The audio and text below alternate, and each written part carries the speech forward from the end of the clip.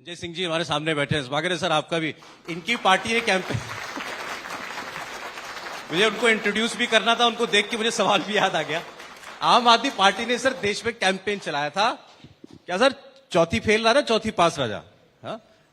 प्रधानमंत्री पढ़ा लिखा होना चाहिए, तो इन्होंने कहा केजरीवाल साहब देखो आईआईटी पास आउट है, आप आईआईटी पास आउट हो। 10 साल देश के प्रधानमंत्री रहे मनमोहन सिंह जी, इतने बड़े अर्थशास्त्री। मोदी जी को क्या आता है? चलिए, आपने कहा ना इतने बड़े अर्थशास्त्री, तो मैं एक छोटी सी एक क्विज आपके सामने रखता हूं। जब श्रद्धेय अटल जी ने जिम्मेदारी दी देश की 2004 में यूपीए सरकार को, तब विश्व के जो पैरामीटर्स है जीडीपी के, इकोनॉमी के, अर्थव्यवस्था के पैरामीटर में भारत की कौन सी रैंक थी? 11वीं रैंक थी, राइट? 11th रैंक थी। 2004 से 2014 इतने बड़े अर्थशास्त्री, इतना बड़ा उनके साथ पास बड़ा जो अमला था, 2004 से 2014 का जो पीरियड था, 11वीं रैंक से 11वीं रैंक पे ही रहे। यानी 10 साल पूरे के पूरे वेस्ट हो गए। 2014 में जब प्रधानमंत्री श्री नरेंद्र मोदी जी ने देश की जिम्मेदारी संभाली, 11वीं रैंक से आगे टॉप 5 इकोनॉमीज में, और आज मोदी की गारंटी है कि अगली टर्म में टॉप 3 इकोनॉमीज में आएंगे। आप सोचो, जब 5वीं बड़ी आर्थिक ताकत बना भारत, कितना देश भर में काम हो पा रहा है। रेलवे का नेटवर्क आगे जा रहा है, हाईवे बन रहे हैं, पोर्ट्स में इंप्रूवमेंट आ रहा है, 80 करोड़ गरीब परिवारों को हर महीने मुफ्त राशन मिल पा रहा है।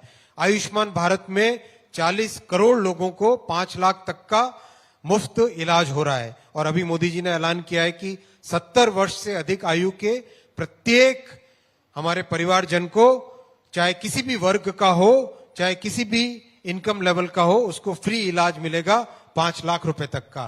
तो जब 5वीं बड़ी अर्थव्यवस्था में इतना कुछ हो पा रहा है, तो आप सोचो जब तीसरी बड़ी आर्थिक ताकत बनेगा भारत, हर गरीब के लिए, हर व्यक्ति के लिए कितना कुछ हो सकता है। देखिए, केजरीवाल जी ने राजनीति को इतने नीचे के स्तर पर रख लिया है कि आज कई बार मुझे लगता है कि इतनी छोटी सोच किसी को नहीं रखनी चाहिए। विशेषकर जो व्यक्ति मुख्यमंत्री लेवल तक पहुंचा हो, उस व्यक्ति को तो अपने शब्दों पे, अपनी बात पे एक गरिमा रखनी चाहिए। देश आज दुनिया भर में माना जाता है, दुनिया भर में भारत की एक बहुत बड़ी पहचान है। तो राजनीतिक क्षेत्र में काम करने वाले हर कार्यकर्ता का, हर व्यक्ति की ये जिम्मेदारी है कि देश में डिबेट का लेवल और हर जगह गरिमा बनाए रखे। राहुल गांधी तो तानाशाह कहते हैं। राहुल जी का तो मैं कुछ भी नहीं कह सकता भाई, उनको जो उनके लोग पढ़ा देते हैं बस वो बोलते हैं, और उनका एक सीजन रहता है, थोड़े दिन के बाद में एकदम नई चीज बोलेंगे। आपकी मुलाकात तो हुई होगी सर, कभी पार्लियामेंट में मिलते होंगे। पार्लियामेंट में हो, कहीं भी पार्लियामेंट में आते कितनी बार है? गिना कभी? मैंने अभी हाल ही में देखा था, जब वो रेलवे के बारे में कुछ कुछ कमेंट किए, कुल मिला के उन्होंने 4 बार रेलवे का प्रश्न पूछा है, और एक बार भी रेलवे शब्द उन्होंने अपने पार्लियामेंट के करियर में इस्तेमाल नहीं किया। ऐसे हैं राहुल गांधी जी, उसका क्या कहें।